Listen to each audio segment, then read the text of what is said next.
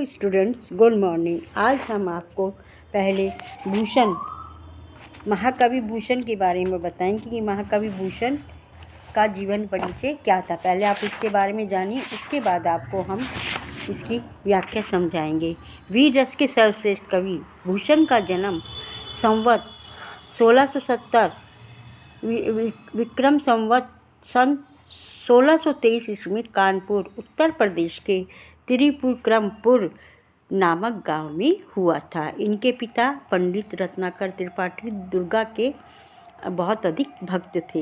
हिंदी के प्रसिद्ध रदसिद्ध कवि द्वय चिंतामणि त्रिपाठी और मतीराम इन्हीं के पुत्र अर्थात भूषण के सहोदर थे, यानी कि भाई थे।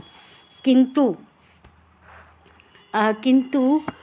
अधुनातन शोधों ने इसे भ्रामक सिद्ध कर दिया है और इन्होंने जो है यहाँ से छत्रपति शिवाजी, इन्होंने अपने मतलब बहुत अधिक इन्होंने वीरता का कार्य किया है। बाद में शिवाजी के दरबार में चले गए और जीवन के अंतिम दिनों तक ये वहीं रहे। ऐसा प्रसिद्ध है कि इनके एक एक क्षण पर शिवाजी इनको जो है बहुत अधिक पैसा दिया करते थे। निरंतर वीर रस से पूर्ण कविताओं की रचना करते हुए इनकी जीवन लीला समाप्त हो गई। संवत 1772 विक्रम 1715 ईस्वी के लगभग इनके क्या होगी, जीवन लीला समाप्त हो गई। और इनकी जो रचनाएं थी, वे रचनाएं कुल 6 मानी जाती। कौन कौन से सुनिए? शिवराज भूषण, शिवा बावनी, छत्रसाल दशक, भूषण उल्लास, दूषण उल्लास और भूषण हजार। ये इनकी जो हैं 6 रचनाएं बहुत अधिक महत्वपूर्ण थी। और शिवराज भूषण एक अलंकार ग्रंथ था। और भूषण मध्य, अब इनकी देखिए, भूषण मध्य युग के रस के कवि है। विलासिता और परतंत्रता के युग में स्वतंत्रता, तेजस्विता एवं राष्ट्रीयता का स्वर हम भूषण के मुख से ही सर्वप्रथम सुनते हैं। और इनकी वीर रस के भूषण वीर रस की रचना के लिए बहुत अधिक प्रसिद्ध थे। और इन्होंने जो है इनके और अपने प्रिय रस के निरूपण में भूषण ने त्रास या भय के अनेक रूपों की व्यंजना करके अनेक प्रकार की स्थितियों की कल्पना के साथ इन्होंने बहुत अधिक अच्छा वर्णन किया है। और अपने काव्य का भूषण ने कवित्व, सवैया और छप्पे आदि छंदों को जो है अपने काव्य का आधार बनाया है तथा अनुप्रास, रूपक, यमक, उत्प्रेक्षा, अतिशोक्ति आदि अलंकारों का प्रमुखता व प्रचुरता से इन्होंने क्या किया, प्रयोग किया है। भूषण के संबंध में आचार्य रामचंद्र शुक्ल के शब्द विशेष याद रखने योग्य हैं। भूषण ने जिन 2 नायकों की कृति को अपने वीर काव्य का विषय बनाया है, वे अन्याय दमन में तत्पर इतिहास प्रसिद्ध वीर थे। उनके प्रति भक्ति और सम्मान और प्रतिष्ठा हिंदू जनता के हृदय में उस समय थी। यह है उनका जीवन परिचय।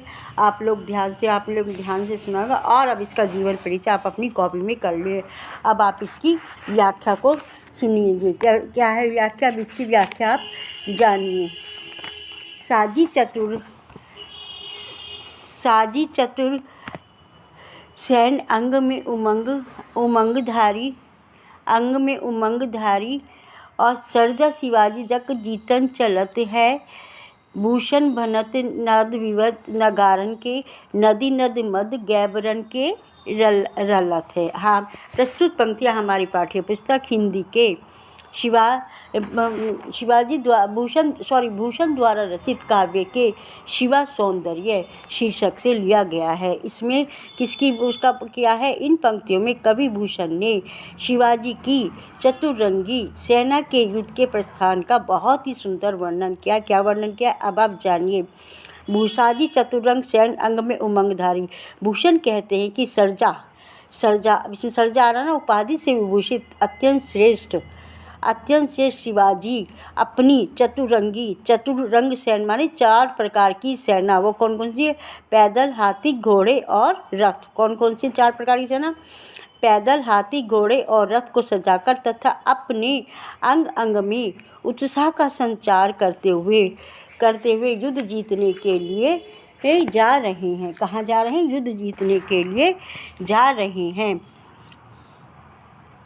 उस समय नगाड़ों का तेज स्वर हो रहा है। भूषण भनकनाद, उस समय जो नगाड़ों का है बहुत तेज क्या हो रहा है? स्वर हो रहा है। और हाथियों की नदी नद मद गवारण के लड़ते, नदी नद मद, और क्या हो रहा है?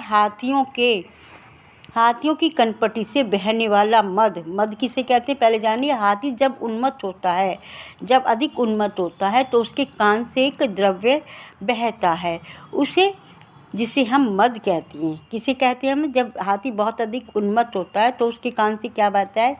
एक द्रव्य बहता है, तो उसको हम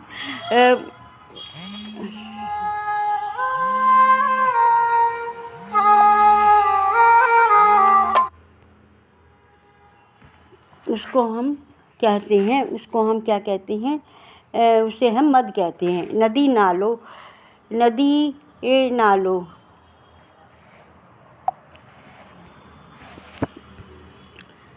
नदी नद मद गैब के रलत है। हेल पैल खेल पल खलक में गैलबल गजन की रहल पैल से उपलब्ध है। अब आगे क्या कह रही हैं?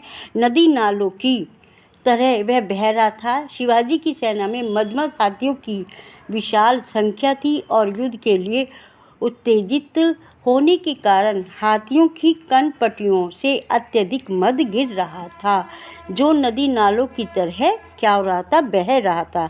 जो हाथियों की कनपटियों से मद बह रहा था वो किस प्रकार से बह रहा था? मानो नदी नालों की तरह अत्यधिक मद गिर रहा था और वह नदी नालों की तरह बह रहा था।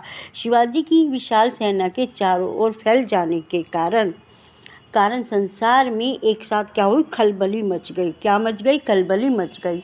हाथियों की धक्का मुक्की से पहाड़ भी उखड़ रहे थे और विशाल सेना के चलने से बहुत अधिक धूल। अब आगे देखिए, इसमें है तारा धूली लगत नहीं, चापुर पे पावर यो हलत है। अब क्या हो रहा है? विशाल सेना के चलने से बहुत अधिक धूल उड़ रही है और उस अधिक धूल उड़ने के कारण आकाश में चमकता हुआ तारे के समान लग रहा है। समुद्र इस प्रकार हिल रहा है मानो थाली में क्या रखा हो?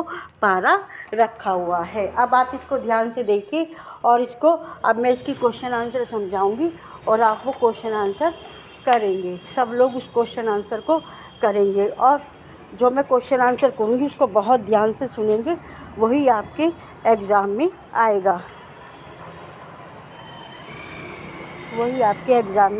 अब उसको आप बहुत ध्यान से सुनिए। मैं कौन कौन से क्वेश्चन बता रही हूँ। अब इसमें क्वेश्चन है, देखिए, उपयुक्त पद्यांश के शीर्षक और कवि का नाम बताइए। अब है इसमें उपयुक्त क्या हो गया आपका? उपयुक्त पद्यांश के शीर्षक क्या हो गया? शिवा शौर्य। और उसके कवि का नाम क्या हो गया? शिवभूषण। अब आगे देखिए, रेखांकित अंक की व्याख्या कीजिए। जो नीचे अंडरलाइन है उसे रेखांकित अंश की उसकी व्याख्या करनी है। मैं एक बार और समझा देती हूँ। विशाल सेना के यह देखिए, तारन सो तरनी दूरी धारण में लगत जिमी थारा पर पारा पारवार यो हालत है। उन्होंने क्या बताया है? विशाल सेना की चलने से बहुत अधिक क्या हो रही है? धूल उड़ रही थी और अधिक धूल उड़ने के कारण आकाश में चमकता हुआ सूर्य तारे के समान लग रहा था। कैसा लग रहा था? तारे के समान लग रहा था। और समुद्र इस प्रकार हिल रहा था। कौन हिल रहा था? समुद्र इस प्रकार हिल रहा था कि जैसे थाली में रखा हुआ पारा हिलता है। व्याख्या क्लियर हो गई। अभी सर्जा की उपाधि से कौन सुशोभित थे? सर्जा की उपाधि से अब कौन सुशोभित थे? सर्जा की उपाधि से कौन सुशोभित थे? शिवाजी। अब शिवाजी की सेना कहाँ के लिए प्रयाण करती है? युद्ध करने के लिए। सूर्य तारे के समान क्यों दिखाई देने लगते हैं? क्योंकि बहुत अधिक क्या हो रही है? धूल उड़ रही है, जिसके कारण वो सूर्य जो है तारे के समान दिखाई दे रहा है। क्लियर हो गया ये वाला पैसेज। इसी तरह आपके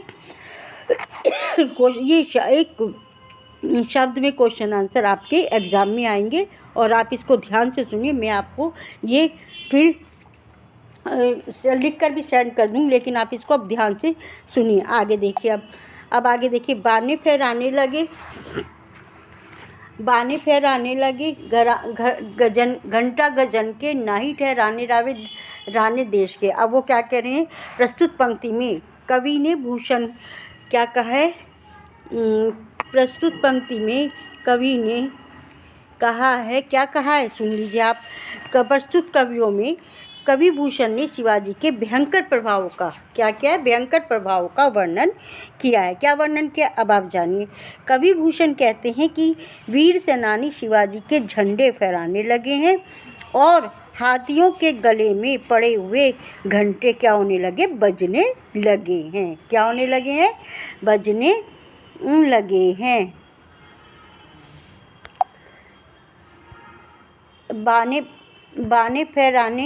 बाने फहराने घंटा, नाही ठहराने राने देश के, बजने लगे। यह देखकर विभिन्न देशों के राव और राणा वहाँ पर ठहर नहीं सके, कि उनकी सेना को देखकर वहाँ के राव और राणा नहीं ठहर सके, अर्थात सभी वहाँ से भयभीत हो गए और अपनी रक्षा की उपाय करने लगे। नग बहराने ग्राम, नगर बराने सुनी, बाजत निशाने शिव राजजू नरेश के। अब क्या हुआ, और शिवाजी की सेना के प्रस्थान के भय से क्या हो गया, के भय से पहाड़ टूट गए। क्या टूट गए, नग बहराने, नग माने पहाड़ टूट गए और आसपास के गांव में रहने वाले व्यक्ति यह कहकर भागने लगे कि वीर शिवाजी के नगाड़े बज रहे हैं। क्या कहकर भागने लगे कि वीर शिवाजी के नगाड़े बज। तात्पर्य यह है कि शिवाजी के नगाड़ों की ध्वनि सुनकर ही लोग अपनी रक्षा के लिए इधर उधर भागने लगे। क्या करने लगे, इधर उधर भागने लगे। हाथियों की, अब आगे देखिए, हाथियों के रोदा उकसाने, कुंभ गुजर के भौंसो बजाने, अली छूटे लेस लट केस के। अभी क्या हुआ, हाथियों की कनपटी से बहने वाला जो मद था, मद पर जो अनेक भोरे मंडरा रहे थे, होदा उकसाने कुंभ कुंजर के। कौन मंडरा रहे थे, भोरे मंडरा रहे थे। वे उनकी तेज चाल के कारण वहाँ से भागकर अपने घर यानी कि वन प्रदेश को जाने लगे। हाथी इतनी तेज़ दौड़ रहे थे कि जो हाथी जो भोरे थे और उनके मद पर मंडरा रहे थे, वो उनकी चालों को देखकर इधर भागने लगे। उनके ये होदे ढीले पड़ गए। हाथी अब वो आगे देखिए भागने लगे। इस समय उड़ते हुए भोरे ऐसे लग रहे थे, दल के दराने कमर करारे, केरा के पात बिराने फन शेष के। अब क्या कह रहे हैं कि ऐसे लग रहे थे मानो लटों के खुल जाने पर केश इधर उधर लहरा रही हों। ऐसा लग रहा था केश खुल गए और वो इधर उधर लहरा रही हों। शिवाजी की सेना के चलने से कछुए की कठोर पीठ भी टूट गई। केरा के केश पितारे फन शेष के। उनके चलने से शिवाजी की सेना जब चल रही थी तो क्या टूट गई, कछुए की कठोर पीठ भी टूट गई और शेषनाग के फन केले के पत्ते के समान, किसके, शेषनाग के फन जो है केले के पत्ते के समान क्या हो गए, फट गए, समान फट गए। अब इसमें देखिए ये भी इसी तरह उपयुक्त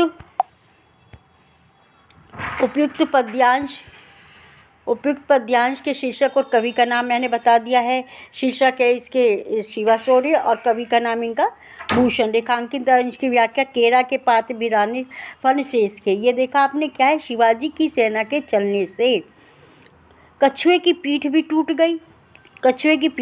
गई और शेषनाग के फन केले के पत्ते के समान फट गए। ये इसकी व्याख्या है। शिवाजी की सेना के नगाड़ों का क्या प्रभाव दिखाई देता है, ये प्रभाव दिखाई देता कि शिवाजी की सेना के प्रस्थान के भय से पहाड़ टूट गए और आसपास के गांव के लोग व्यक्ति यह कहकर भागने कि शिवाजी के नगाड़े बज रहे हैं। पहाड़ भी टूट गए और लोग ये कहकर भाग रहे हैं कि शिवाजी के नगाड़े बज रहे हैं। बालों की लटों के समान क्या प्रतीत हो रहे हैं, बालों की लटों के समान उड़ते हुए भोरे लग रहे हैं। क्या हो रहे हैं, ऐसा लग रहा है बालों की लटों के समान क्या प्रतीत कि उस समय उड़ते हुए भोरे ऐसे लग रहे हैं मानो भोरे जो उड़ रहे हैं वो बालों की लटों के समान प्रतीत हो रहे हैं।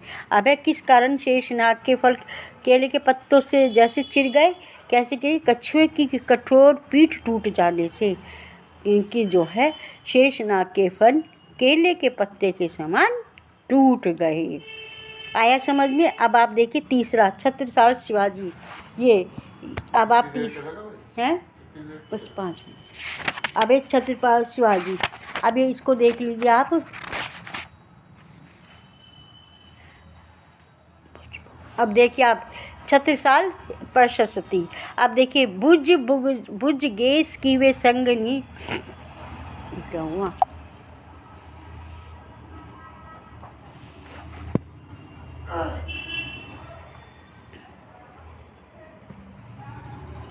अच्छा, अब मैं आपको कल और पढ़ाऊँगी, अब आप इतना ही समझ लीजिए। 2 का 2 ये मैं आपको लिखवा दूँगी। अब आप इसकी जीवनी को कॉपी में कर लें और उसके बाद आप इसकी व्याख्या को देखें। नहीं समझ में आती तो कॉल करके पूछ लीजिए और इसको आप कॉपी में इसके क्वेश्चन को करने की कोशिश कीजिए, करिए, आप करिए और नहीं समझ में आते फिर दोबारा पूछिए। धन्यवाद।